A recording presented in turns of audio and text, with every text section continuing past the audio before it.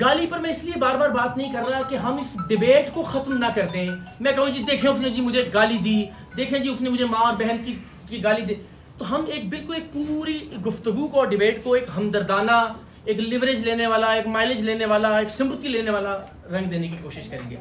میں یہ کہتا ہوں میرے پاس اس بات کا کوئی ایویڈنس یا کوئی ثبوت موجود نہیں ہے. اس کو لگا دیجیے, آن کر دیجیے. میرے پاس کوئی ثبوت نہیں ہے کہ میں یہ ثابت کر سکوں کہ اس نے مجھے گالی دی, اور اس کے پاس بھی کوئی ثبوت نہیں ہے کہ وہ یہ ثابت کر سکے کہ اس نے نہیں دی. تو پھر ہم اس ڈیبیٹ میں نہیں الجھتے,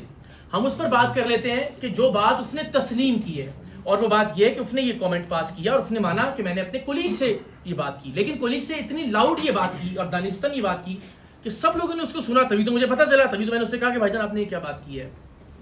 تو میں یہ سمجھتا ہوں کہ آپ کو کوئی حق نہیں پہنچتا کہ آپ اگر ایک لیڈر کے فالوور, کسی نے کہا جی آپ کو کیسے پتہ لگا کہ وہ عمران خان صاحب کے فالوور ہیں, تو آپ میں سے جس کسی کا اس شخص سے کبھی رابطہ ہو کسی بھی طرح سے, آج کل کسی بھی وقت میں, قرآن مجید پہ ہاتھ رکھوا کے اس سے بات پوچھیے گا کہ اقرار الحسن جب آپ کے پاس آئے, کیمرہ نہیں تھا ان کے ہاتھ میں یا موبائل ہاتھ میں نہیں تھا, جب تک جیب سے نہیں نکالا تھا انہوں نے آپ سے پوچھا کہ آپ عمران خان کے فالوور ہیں. میں نے یہی کیا جب میں امیگریشن کاؤنٹر سے اس کے پاس آیا, تو میں نے اس سے پوچھا کہ بھائی جان آپ عمران خان کے فالوور ہیں, اینڈ ہی سیڈ یس.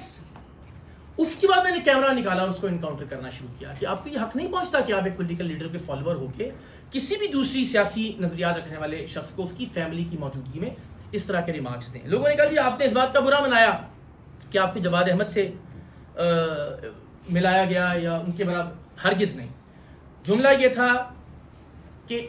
یہ بھی جواد احمد کی طرح ذلیل ہوگا.